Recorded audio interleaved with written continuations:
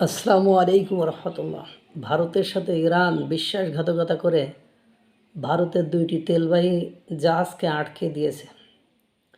কাজটা ঠিক করে নাই, কারণ ভারত পুরো বিশ্বের লোকেরা যখন ইরানকে সাহায্য করছে না, ইরানের সাধারণ জনগণ যখন চিকিৎসার অভাবে, ঔষধের অভাবে, খাদ্যের অভাবে হাহাকার, তখন যে দেশটি তাদেরকে সাহায্য সহযোগিতা করেছে সে দেশটির নাম ভারত। এই ভারত দেশটি আমেরিকার আমেরিকা তাদের জাহাজে আক্রমণ করতে পারে, এজন্য 180 জন নৌবাহিনীর সদস্যকে ভারতের বিশাখাপত্তনে আশ্রয় দিয়েছে, তাদের থাকতে দিয়েছে তাদের রক্ষার্থে। সেই সময় ডোনাল্ড ট্রাম্পের সাথে মেগা একটা চুক্তি হওয়ার কথা ছিল 15 দিনের মাথায়। 15 দিন পরে ভারত একবারও সেই কথা ভাবেনি যে এর কারণে মার্কিন যুক্তরাষ্ট্র অর্থাৎ ডোনাল্ড ট্রাম্পের দেশের সাথে তাদের তোপের মধ্যে পড়তে হয়। ভারত জয়শঙ্করকে তারা আবেদন করেছে, অনুরোধ জানিয়েছে, ইরান সেটা প্রস্তাব দিয়ে গ্রহণ করেছে এবং তাদেরকে খাওন, তাদেরকে আশ্রয়, তাদেরকে নিরাপত্তা দান করেছে। এরপরে ভারত খামেনি যখন মারা গেল, ভারতের পররাষ্ট্র সচিব বিক্রম মিস্ত্রি তিনি যে শোকবার্তায় স্বাক্ষর করে দিয়ে আসলেন। তারপরে বিভিন্ন অ্যাঙ্গেল থেকে বিভিন্ন সময়ে তারা নিরপেক্ষ থেকেছে, কোনোভাবে নিজেদেরকে এই যুদ্ধে ইনভলভ করেনি।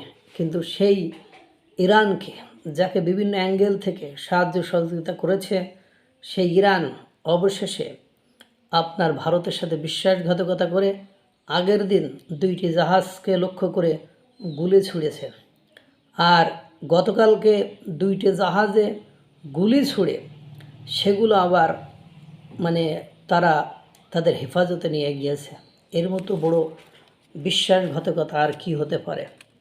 ইরান সেনাবাহিনী নিজেদের হেফাজতে নিয়ে নিয়েছে ভারতের দুটি জাহাজ। তারা দুটি জাহাজকে তাদের হেফাজতে নিয়ে নেয়। প্রথম জাহাজটি লাইবেরিয়ার একটি জাহাজ, যার নাম এপি মিনোডেস।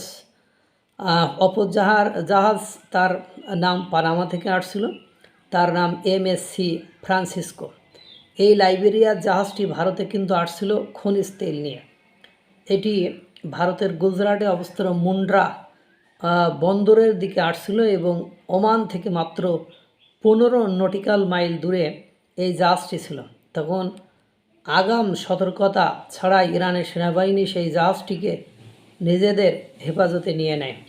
হেফাজতে নেওয়ার আগে ইরানের সেনা সেই জাহাজটিকে লক্ষ্য করে গুলি চালায়। গুলি চালানোর পর জাহাজটির ইঞ্জিন বিকল হয়ে যায়, অর্থাৎ নষ্ট হয়ে যায়, তার মুভমেন্ট আর থাকে না, ফলে আর মুভ করতে পারেনি। ইরান যুক্তি দিয়ে বলেছে প্রয়োজনীয় ডকুমেন্ট বা ছাড়পত্র নাকি এই জাহাজের কাছে ছিল না।